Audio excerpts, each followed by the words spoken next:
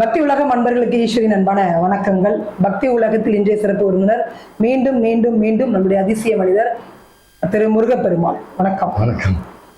நேற்று பார்த்தீங்க அப்படின்னா இது வரைக்கும் சேட்டலைட் சேனல்ல போட்ட விளம்பரங்கள் எல்லாம் அதுக்கான அமௌண்ட் எல்லாம் எடுத்த மாதிரி ஒரே நாள்ல கோடிக்கணக்கான சேல்ஸ் ஆயிடுச்சு. அட்சய திருதி ஜுவல்லரி ஷாப்ல நான் என்ன கண்டென்ட் என்ன கேட்க போறீங்கன்னு தெரியல. அட்சய திருதி அப்படின்றது என்னது? ஆக்சுவலி அது என்ன? நான் எது பேசுறதுக்கு முன்னாடியும் கொஸ்டின் ப்ரிப்பேர் பண்ணிட்டுலாம் உட்கார மாட்டேன். நீங்க என்ன கேட்குறீங்களோ அதுக்கு உண்டான பதில் என்கிட்ட கிடைக்கும். அதனாலதான் விஜய் ஒரு டைலாக்ல சொல்லியிருப்பாரு, பதில் நல்ல கேள்விக்கான விடை. பதில் அப்படின்னா நல்ல கேள்விக்கான விடை. அட்சய திருதி அப்படின்னு சொன்னாலே பொதுவாக சித்திரை மாசம் தான் வரும். தமிழ் மாதங்களை நம்ம நிறைய மறந்துட்டோம். வாரத்தின் முதல் நாள் அப்படின்னு சொன்னா நம்ம என்ன கிழமை? திங்கக்கிழமை. வாரத்தின் கடைசி நாள் அப்படின்னா நம்ம ஞாயிற்றுக்கிழமை சொல்லுவோம்.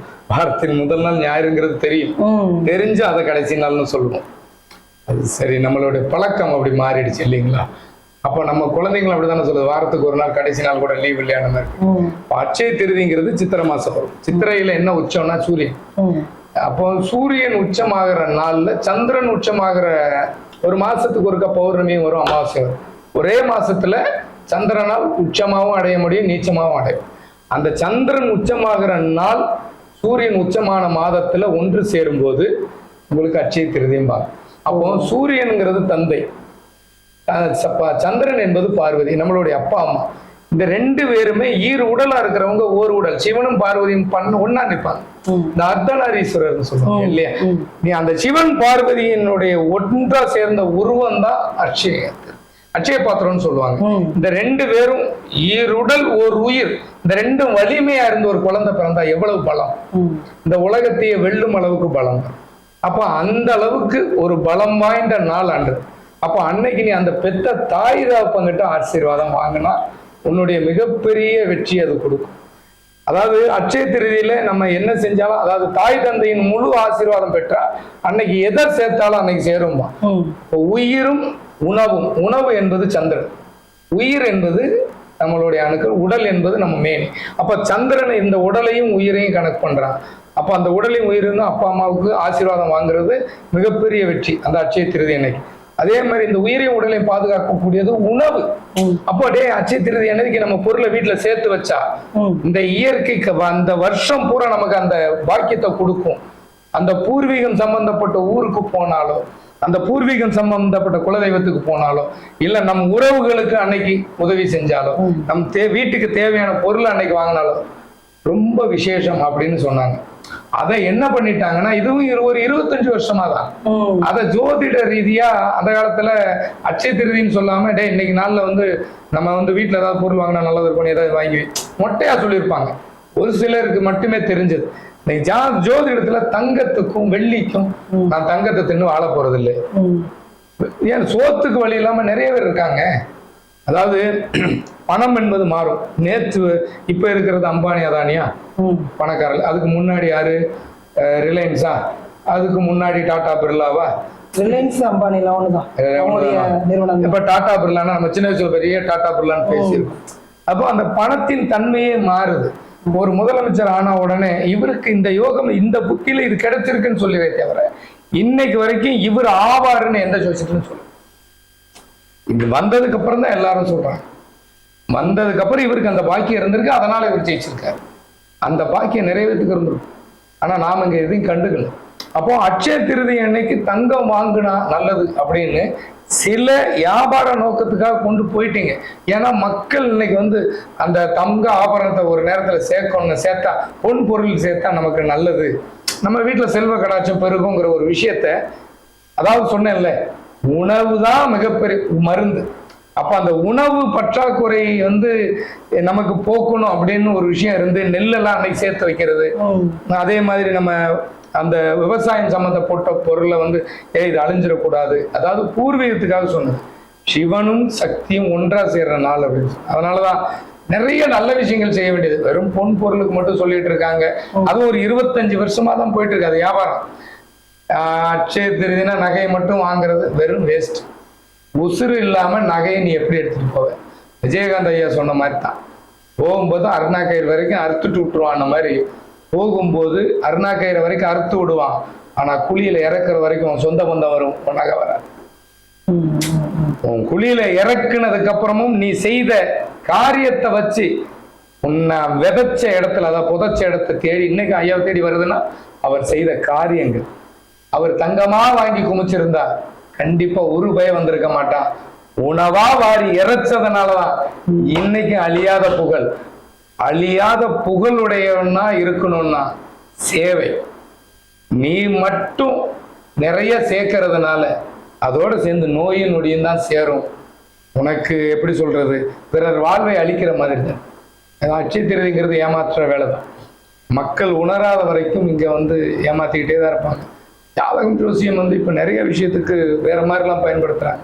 இதுல வேற பத்தாக்குறைக்கு எனக்கு ஒரு கிரகம் கெட்டு போயிடுச்சு அப்படின்னா உடனே எனக்கு செய்வின கோளாறு இருக்கு, அது இருக்கு, இது இருக்கு. அதுல ஒருத்தன் வேற வீட்டுல வண்டு வந்தா பள்ளி வந்தாடே அதெல்லாம் முன்னாடியே உருவாயிடுச்சு. வண்டு வந்தா நல்லதில்லை, பள்ளி வந்தா நல்லதில்லைன்னா இது கரப்பாம்பூச்சிலாம் வீட்டுக்குள்ள வந்தது அப்படின்னா உங்களுக்கு காட்டுக்குள்ள இருந்தா வண்டு இருக்கும், செப்டி டேங்க் இருந்தா கரப்பாம்பூச்சி இருக்கும். இதுல வாஸ்து ஒரு பக்கம் வேற. அட்டாச் பாத்ரூம் இருந்தது, அட்டாச் பாத்ரூம் இருந்த வீட்டுல நோய் நொடி வருங்கிற. எங்க முன்னோர்கள் காலத்துல நாங்க ஊர்ல இருந்தா நோய் நொடி வரல, அடுத்த ஊர் வந்திருக்கோம் நோய் நொடி வந்திருக்கு. எல்லாத்துக்குமே பரிகாரம், எங்க போனாலும் பரிகாரம், எதை செய்தாலும் பரிகாரம். எனக்கு தெரிஞ்ச ஒரு ஜோதிடர் அவர் பசங்களுக்கு திருமணம் பொருத்தம் பார்த்து அவர் மிகப்பெரிய, அவர் பேரை சொல்ல விரும்பல, வெளியூர் வெளி மாநிலத்துக்கெல்லாம் போய் பார்க்கக்கூடிய ஒரு ஜோதிடர். நானாவது 1000 ரூபாய் ஃபீஸ்ன்னு சொல்றதுனால சில பேர் பேசுறேன். அவருடைய ஃபீஸ் 5000 ரூபாய். அவர் ஃபீஸ் 5000 ரூபாய். நானே அவர்கிட்ட பார்த்துருக்கேன். ஓகேங்களா? அவர் தன் பையனுக்கு, தன்னுடைய மகனுக்கு பொருத்தம் பார்த்து பல லட்சங்கள் செலவு பண்ணி மண்டபம் புக் பண்ணி திருமணம் நடத்தி 3 மாசம் பொண்ணு விட்டுட்டு போயிடுச்சு. அப்ப அவரு என்கிட்ட கேட்கிறாரு, ஐயா நீங்க இறை பக்தி உள்ளவர், என் பையனுக்கு ஒரு தீர்வு சொல்லுங்க. அப்போ இதாவது எடுத்துக்கிட்டு ஆளை காட்ட நான் சொன்ன காட்டிட்டு போய், அதாவது ஒரு விஷயம் நீ கேட்டா உடனே எத்தனை ஜாதகக்காரங்க குடும்பத்துல பிரிவு இல்லை, எத்தனை ஜாதகக்காரங்க பார்த்த குடும்பத்துல பிரிவு இல்லை சொல்லுங்க. அந்த காலத்துல அக்கா பொண்ணை கட்டுவான், மாமன் பொண்ணை கட்டுவான். இப்ப அப்படி கிடையாது இல்லை. உங்களுக்கு இப்போ உங்களுக்கு நிறைய விஷயங்கள் மக்கள் பார்க்கறது ஒரே ஒரு விஷயத்துக்கு தான். நான் எப்போ முன்னுக்கு வருவேன், நான் எப்போ செட்டில் ஆவேன், எனக்கு எப்போ நல்லது நடக்கும், இவ்வளவுதான் ஜோதிட அடிப்படையா இன்னைக்கு இருக்கு. ஜோதிடம் என்பது உறவு, நம்மளுடைய உறுப்பு. அப்போ அது எது கெட்டு போச்சு அதை ஆக்டிவேட் பண்ண உனக்கு தேவையான பணம் வந்துட போகுது. பணம் வராதுன்னு சொல்ல, அந்த பணம் வேணும்னா நீ எங்க ஓம் பூர்வீகத்துல எந்த தெய்வத்தை பிடிக்கணும் பிடி. ஜாதகம் என்பது உன்னுடைய வாழ்நாள் நாட்காட்டி மாதிரி. அந்த நாட்காட்டியை கரெக்டா பார்த்தீங்கன்னாதான் லைஃப் நல்லா இருக்கும். இப்படி அந்த ஜாதகருக்கு இப்ப மறுபடியும் நான் சொல்லி இல்லைங்க, நான் அதனாலதான் சொல்லுவேன், 24 மணி நேரத்துக்கு ஜாதகம் பிறந்த டைமுக்கு ஒரு சிலர் போடுறாங்க. என் குழந்தை இத்தனை மணிக்கு பிறந்தது, இத்தனை மணிக்கு இத்தனை பேர் போட்டு ராசி நட்சத்திரம் மாறல, நீங்க மட்டும் ஏன் மாத்துறீங்க அப்படின்னா, அன்னைக்கு நமக்கு அறிவுபூர்வமா உருவாக்குனது ஜோதிடம். இன்னைக்கு அதே அறிவார்ந்த பெருமக்கள் சேட்டலைட் வட்டிக்கும் நமக்கு அறிவு இருக்கு. செல்போனை வச்சு நீ எங்க இருக்கு, என்ன பண்ற எல்லாம் தெரியும். நான் இருந்த இடத்துல ஒண்ணு நான் பார்க்கலாம். அந்த சேட்டலைட் மூலமா 24 மணி நேரத்துக்கு 22 மணி நேரம் இருக்கு. இல்ல ஒரு நாளைக்கு பல மில்லியன், பல 100 வருஷங்கும் போது இந்த அக்னி வெயில் போயிட்டு இருக்குன்னு அக்னி நட்சத்திரம் சொன்னா வெயில் குறைஞ்சிருச்சு. இதை விட வேற என்ன வேணும்? அக்னி நட்சத்திரம் மாலையே வந்துருச்சு. நான் என்ன சொல்றேன், நான் ஏற்கனவே சொன்னது, எப்போ அக்னி நட்சத்திரம் அறிவிப்பானோ அப்போ மழை வரும்னு சொன்னது. அவ்வளவுதாங்க. அப்போ உனக்கு டைமிங் சென்ஸ் மாறிடுச்சு. அப்போ நேரத்தை கழிச்சுப்பாரு. பூமி வேகமா சுத்துதுன்னா அவன் லக்னமும் பின்னாடி, நட்சத்திரமும் பின்னாடி. அப்ப 24 மணி நேரம் இல்லை என்பதை மாற்றிட்டா, இப்ப டக்குன்னு ஜோசியக்காரங்கெல்லாம் நேரத்தை மாத்தினாங்கன்னா இதனால் வரைக்கும் அவங்க பார்த்தது என்ன ஆகும்? அப்போ இதனால் வரைக்கும் அவங்க போய் சொன்னாங்க. அப்போ கொஞ்சம் கொஞ்சமா மாறும். இங்க யாருமே நீ ஒரு தப்புன்ட்டு யாரும் ஏற்று, சில விஷயங்கள் என்னுடைய கருத்துக்களை சில பேர் ஏற்புடையதா எடுத்து அதை தான் அவங்க பாணியில கொண்டுட்டு போவாங்க. மாற்றம் ஒன்றே மாறாது.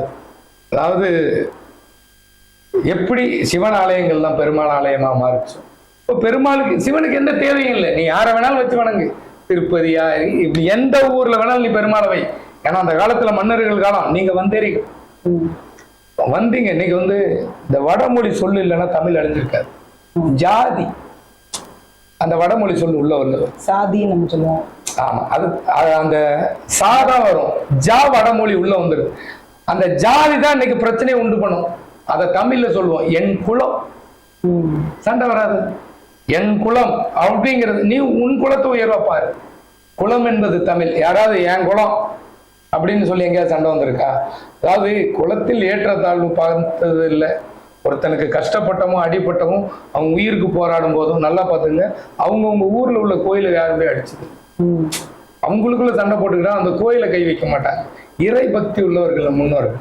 அப்போ நீங்க இந்த வடமொழி சொல்லையும் வடமொழி விதைச்சதையும் அழிச்சிட்டேன்னு வச்சுக்கோங்க, எந்த பிரச்சனையும் வராது. அப்போ அந்த அட்சயை அப்படிங்கிறதுலயும் உங்களுக்கு வடமொழி வந்து அட்சய திருதி, இந்த திருஷ்டி, இந்த வடமொழி சொல்லுதாங்க நமக்கு இவ்வளவு தலைவலி. இவ்வளவுத்தையும் விச செடியா நிக்கிறது என்னன்னா வடமொழி சொல், சமஸ்கிருதம். அடிச்சே சொல்றேன், என் தமிழில் கலந்த சமஸ்கிருதம் கிருமி மாதிரி பரவி கொண்டுகிட்டு. அததான் என்னுடைய நோக்கம், அது ஒண்ணுதான். நீ வணங்குறதே சிவன் தான், அதுக்குள்ள பெருமாள் இருக்கான். சிவனுக்குள் பெருமாள், பெருமாளுக்குள் சிவன் கிடையாது. பல தடவை சொல்லிட்டேன்.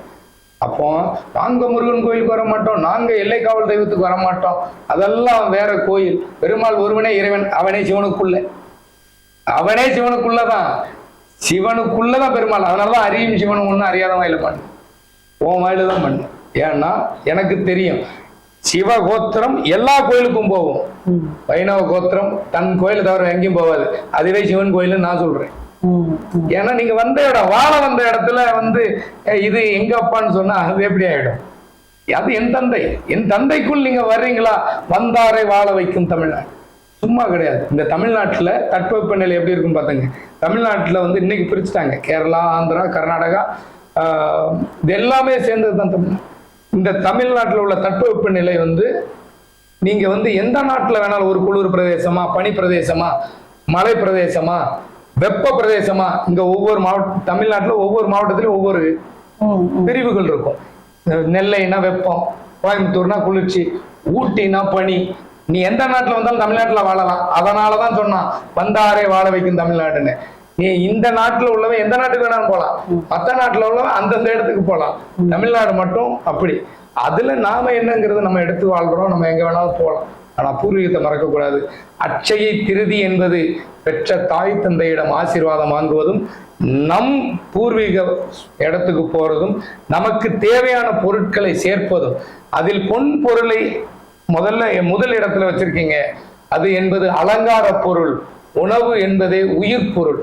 இனி அடுத்த அட்சய திருதிக்கு உணவு பொருட்களையும் நமக்கு தேவையான, அன்னைக்கு ஒரு வீட்டுக்கு அட்வான்ஸ் கொடுக்கலாம், ஒரு கடன் அடைக்கலாம், ஒரு நோய்க்கு அன்னைக்கு போய் ட்ரீட்மெண்ட் பார்க்கலாம். உனக்கு அன்னைக்கு அந்த நோய்க்கு உனக்கு தீராத விஷயத்துக்கு அன்னைக்கு நீ முடிவு பண்ணி அன்னைக்கு நீ அந்த விஷயத்தை ஸ்டெப் எடுத்தீங்கன்னா தீருமா அப்படின்னா நிச்சயமா தீரும். ஏன்னா அன்னைக்கு உன் தாயும் உச்சம், உன் தந்தையும் உச்சம். நீங்க சொன்ன மாதிரி நிறைய பிரபல ஜோதிடர்கள்லாம் என்ன சொல்றாங்கன்னா, குறைந்தபட்சம் ஒரு உப்பு மஞ்சளாவது நீங்க வீட்டுல வாங்கி வைக்கணும் அப்படின்றாங்கன்னா, எந்த ஒரு ஜோதிடர்களுமே நான் பார்த்த வரைக்குமே ஒரு மரக்கண்ணை நீங்க நட்டு வைங்க, அது உங்களுக்கு ஒரு மிகப்பெரிய ஒரு வாழ்க்கையை கொடுக்கும் அப்படின்றலாம் எந்த ஜோதிடரும். அந்த காலத்துல நம்மளை உருவாக்குறது இயற்கை. ஒரு மரத்தை வெட்டினா ஒரு மரம் நட்டுவோம். அதே மாதிரி அந்த இயற்கையை நேசிக்கிறவங்களுக்கெல்லாம் போய் பாருங்க. அந்த சும்மா ஒரு செடியை உடைச்சா சண்டைக்கு வந்துடுவாங்க. சும்மா அப்புறம் எதுக்கடா செடி உடைக்கிற, அறிவு இருக்கா பேசுவாங்க. அதுக்கப்புறம் இன்னைக்கு என்ன சொல்றாங்க பாருங்க, அரச மரத்தை சுத்துனா உனக்கு நோய் தீரும், வேப்ப மரத்தை சுத்துனா நோய் தீரும். நம்மளால வேறு கடியில சுத்துவோம். அந்த காற்றுங்கிறது சுத்தி இருக்கும். ஒரு கோயிலுக்கு போய் கருவறைக்கு போலன்னா கோயிலை சுத்து, அந்த கோயிலை சுத்தி தான் வைப் இருக்கும். இன்னொன்னு கருவறைக்கு நேர் இருக்கும், நம்ம தான் உள்ள போக முடியாதுல்ல. எல்லாரும் உள்ள போறதுக்கு சின்னதா இருக்கும். சில கோயில் எல்லாம் சாமி மட்டும்தான் இருக்கும். இப்ப நான் என்ன சொல்றேன், கோயிலை சுத்து. அரச மரங்கிறது வேர்ல இருந்து 4 அடி மரத்தை தாண்டி சுத்து. எதையுமே நாம சொல்லி கொடுக்கறதுல இருக்கு. தீதும் நன்றும் பிறர் தரவாரா. நாம எதை விதைக்கிறோமோ அதையே அறுப்போம்.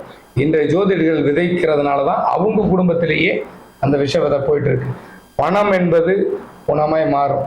அதாவது ஏற்கனவே சொன்ன டைலாக் தான், தாய்நாடு அப்படிங்கிறது நம்ம பூமி, அதை நம்ம காக்க வேண்டியது அது நம்ம சாமி. நாம காத்தாதான் அது நம்மளை காக்கும். அதனால இந்த புண்ணிய பூமிக்கு மறக்காம போயிட்டு வாங்க, தெரியாததை தேடுங்க. அட்சய திருதிக்கு உங்கள் தேவைக்கான பொருளை தேடுங்க. வெறும் தங்கம் வாங்க வேண்டாம்னு சொல்லலை, அதை ஒரு பொருட்டா வைக்காது. மீண்டும் சந்திக்கலாம். அதுவரை உங்களிடமிருந்து விடைபெறுவது உங்கள் கேவி. நன்றி, வணக்கம்.